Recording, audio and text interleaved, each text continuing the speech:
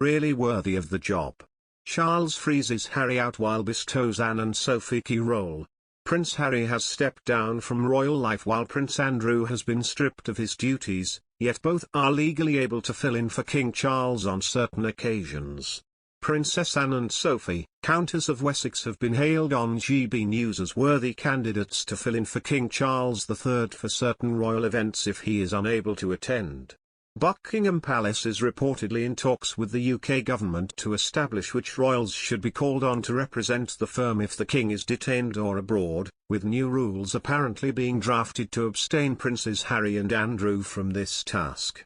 The Regency Acts of 1937 and 1953 state that in the absence of the monarch official business can be carried out by 2 councillors of state. Currently these councillors are appointed from the foremost senior royals in the line of succession and the consort, which would be Queen Camilla, the Prince of Wales, the Duke of Sussex, the Duke of York and Princess Beatrice. However, there has been debate recently as to whether this should be changed given that Harry and Andrew are no longer working royals. Princess Beatrice is also not officially a member of the working royal family. Speaking on GB News, former Daily Star editor Dawn Neeson said, "There's 2 people there that really are worthy of the job, that's Princess Anne and Sophie. They're not even allowed. It's ridiculous. Princess Anne's the hardest working royal. Sophie was just amazing support for the Queen and one of the favourites for her to spend her last few days with. Those 2 women should really be the councillors." Labour peer Viscount Stansgate this week put forward the question of the Regency Act in the House of Lords.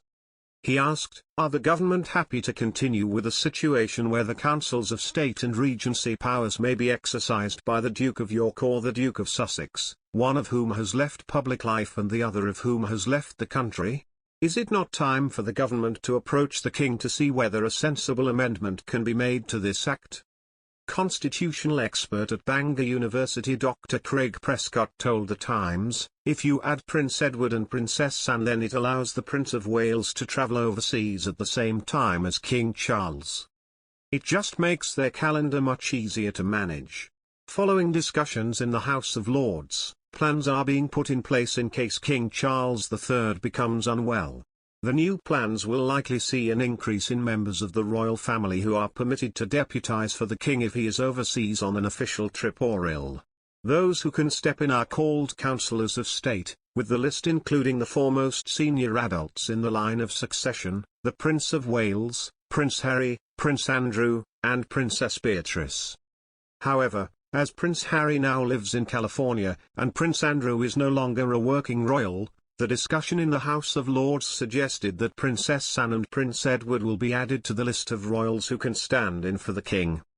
The subject was raised by Labour peer Viscount Stansgate on Monday in the House of Lords when he asked the government what plans it had, if any, to amend the Regency Act, which is the official name for who can stand in for the monarch.